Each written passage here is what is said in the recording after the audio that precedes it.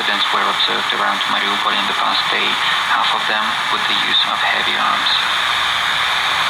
A court in Russia has jailed a Russian man for fighting against Kremlin-backed separatists in Ukraine's eastern region of Donetsk. The Russian Investigative Committee said on August 30th that a court in the Khz region found a 24-year-old local resident guilty of fighting as a mercenary for a foreign country and sentenced him to 2.5 years in jail. His was detained after returning to Russia's Khz region in September 2015. He had been fighting alongside Ukrainian armed forces against pro-Russian separatists for over 6 months. Lithuania insists on the need to maintain and even strengthen the EU economic sanctions against Russia until the aggression is stopped in eastern Ukraine. Foreign Minister of Lithuania Linas Linkevičius said this, responding to a statement by Slovak Prime Minister Robert Fico on a possible revision of restrictive measures against the Kremlin. My immediate response to such comments is that the sanctions should be even strengthened if we have achieved nothing, the Foreign Minister said. Linkevičius notes that it is still too early to raise the issue of lifting or revising the sanctions against Russia, as its military presence in eastern Ukraine is ongoing. NATO believes aggressive Russia and terrorism to be two main threats now and in subsequent years. Deputy Secretary General of the Alliance Alexander Versbal said this at the meeting with Romanian diplomats in Bucharest on Tuesday. He reiterated that Russia had illegally annexed Crimea in 2014 and had applied its armed forces in the sovereign territory of another country, Ukraine, for the first time since World War II. As long as Russia continues its aggression against Ukraine and tries to intimidate NATO allies and partners, we will make every effort to maintain deterrence and security, the Deputy Secretary General of NATO said. The Organization for Security and Cooperation in Europe's media freedom advocate called on Ukrainian authorities to carry out a thorough investigation into the death of Russian journalist Alexander Shchitinin, founder of the Novy Region New Region online news agency.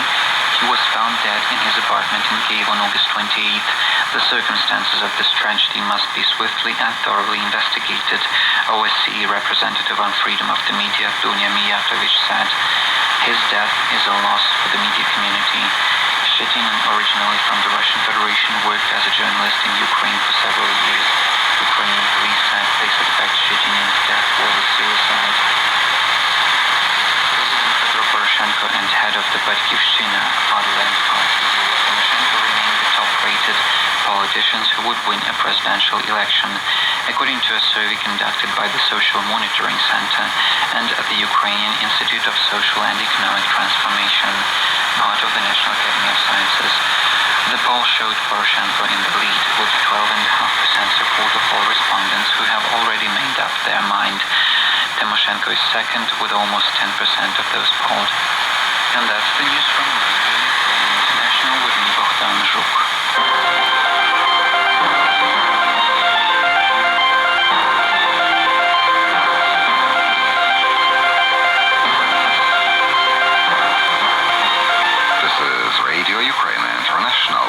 Ukrainian Perspective, a program of news reports and commentaries.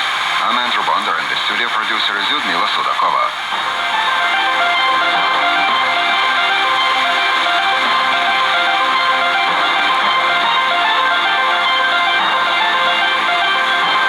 Russia-backed militants increasingly use heavy weapons banned by the Minsk Agreement, targeting positions of government troops and residential areas along the entire engagement line in Donetsk and Luhansk regions.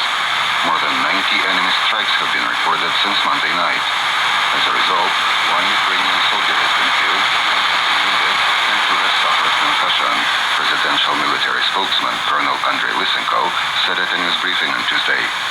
He said the situation was the tensest in the frontline areas north, northwest, and west. The number of enemy strikes reported since Monday night.